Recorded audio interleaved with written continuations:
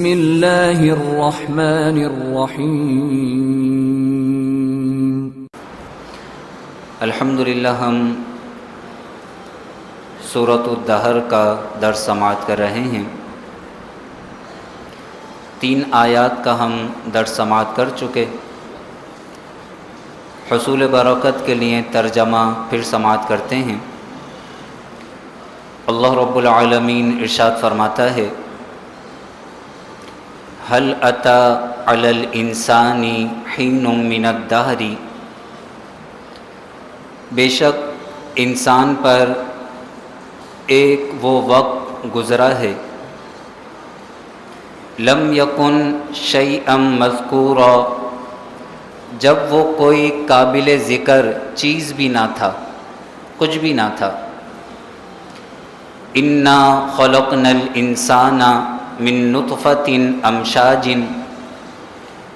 بے شک ہم نے انسان کو ملے ہوئے قطرے سے پیدا کیا،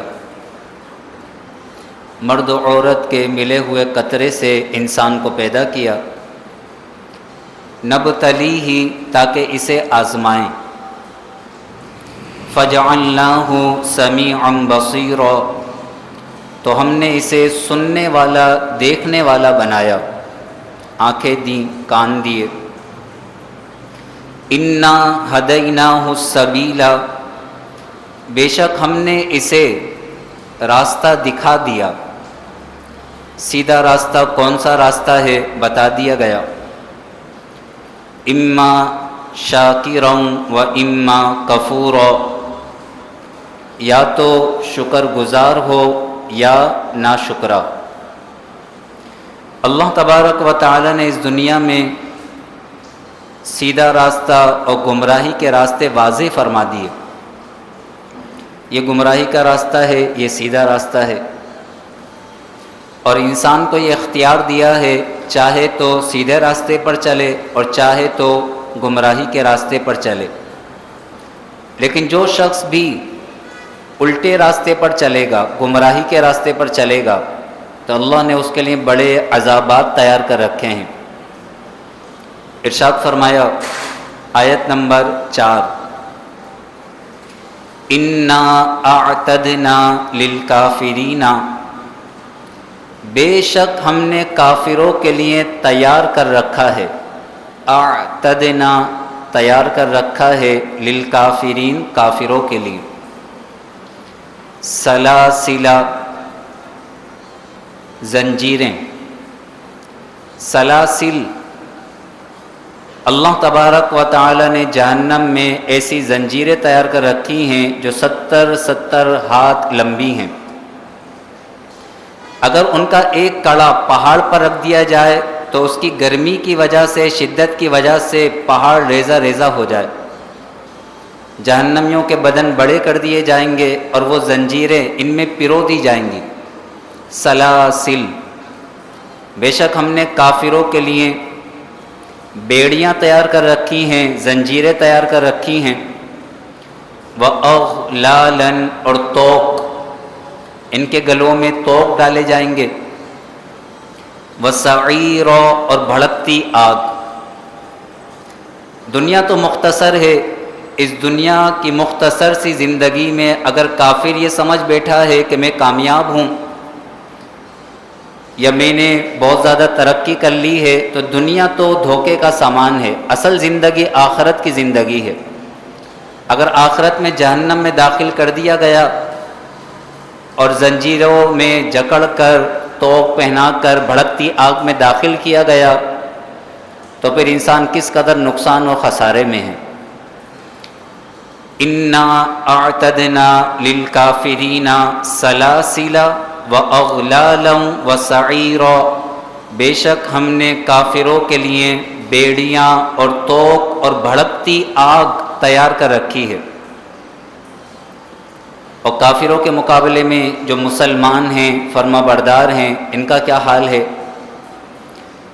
ان الابرار، بے شک ابرار، ابرار کہتے ہیں نیکی کرنے والوں کو، ابرار نیک لوگ، نیکی کرنے والے، ان الابرار، بے شک ابرار، بے شک نیک لوگ، نیکی کرنے والے، یشربون، وہ پئیں گے، من کأس، ایسے جام سے، کان مزاجھا کافورا، جس میں کافور ملا ہوا ہوگا۔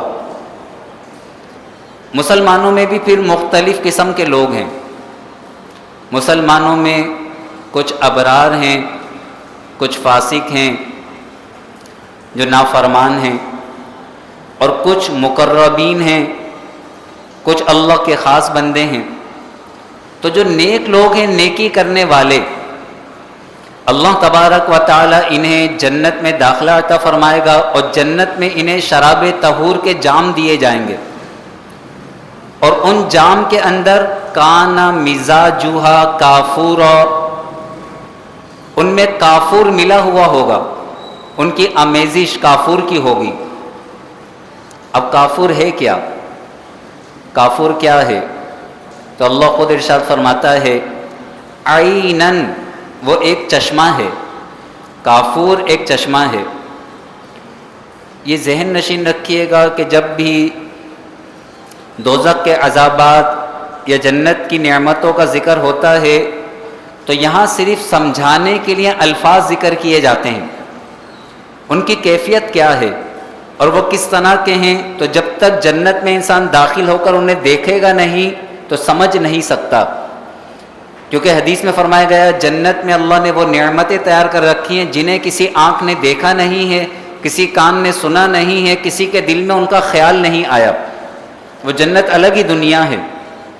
یہ صرف سمجھانے کے لیے ذکر کیا جاتا ہے چشمہ۔ اب وہ چشمہ کیسا ہوگا، اس کی کیفیت کیسی ہوگی، اس کا رنگ بو ذائقہ کیسا ہوگا، تو یہ انسان صرف سن تو سکتا ہے، بیان تو کر سکتا ہے، لیکن اس کی جو اصل کیفیت ہے وہ بیان نہیں کر سکتا۔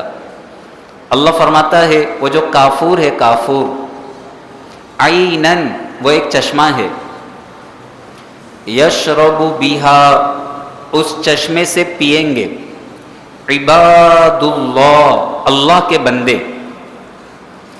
جو نیک لوگ ہیں، نیک لوگوں کے جام میں اس کافور چشمے سے تھوڑا تھوڑا ملایا جائے گا، تھوڑا تھوڑا، مزاجھا، مزاج کہتے ہیں صرف ذائقے کے لیے اسے ڈالا جائے گا، ذائقے کے لیے۔ لیکن جو عباد اللہ ہوں گے، عباد اللہ، اللہ کے بندے، خاص بندے، وہ خاص بندے اس نہر کافور سے جتنا چاہیں گے اپنی مرضی سے پئیں گے، انہیں تھوڑا سا نہیں دیا جائے گا، اپنی مرضی سے پئیں گے، عباد اللہ۔ اب عباد اللہ کون ہیں، اللہ کے نیک بندے کون ہیں، خاص بندے کون ہیں؟ تو انسان کو قرآن پڑھنا چاہیے، خاص طور پر یہ جو آیات ہیں وَعِبَادُ الرَّحْمَنِ الَّذِينَ يَمْشُونَ عَلَى الْأَرْضِ هَوْنًا، اللہ کے نیک بندوں کی صفات بیان کی ہے۔ رحمان کے بندے، ان کی پہلی صفت یہ بیان کی گئی ہے، رحمان کے بندے زمین پر بڑی نرمی سے چلتے ہیں۔ یعنی اللہ کے بندوں کی پہلی نشانی یہ ہوگی کہ وہ کبھی بھی تکبر نہیں کریں گے اور دوسرے کو اپنے سے کمتر نہیں سمجھیں گے۔ تو جو اللہ کے خاص بندے ہیں، عاجزی انکساری کرنے والے ہیں، زمین پر نرمی سے چلنے والے ہیں، اللہ تبارک و تعالی اس نہر کافور سے، اس چشمہ کافور سے انہیں پیٹ بھر کر پلائے گا۔ فرمایا جو ابرار ہیں، ابرار ایسے جام سے پئیں گے جس میں تھوڑا سا وہ کافور سے ملایا جائے گا، لیکن یشرب بہا عباد اللہ، اللہ کے خاص بندے اس چشمے سے پئیں گے۔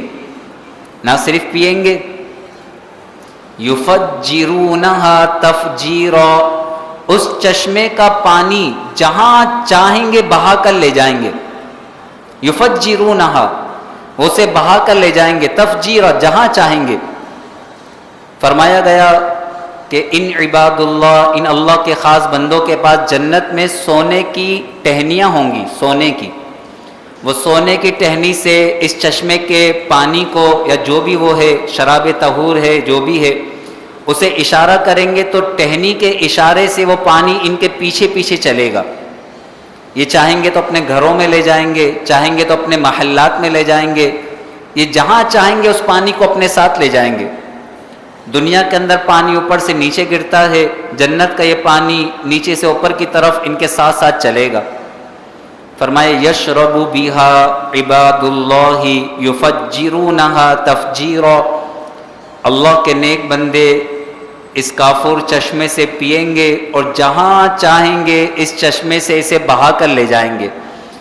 اللہ تبارک و تعالی مجھے بھی، آپ کو بھی، ہمارے گھر والوں کو بھی اپنے خاص بندوں میں شامل فرمائے، مقربین میں شامل فرمائے، زیادہ سے زیادہ نیکیاں کرنے کی توفیق نصیب فرمائے۔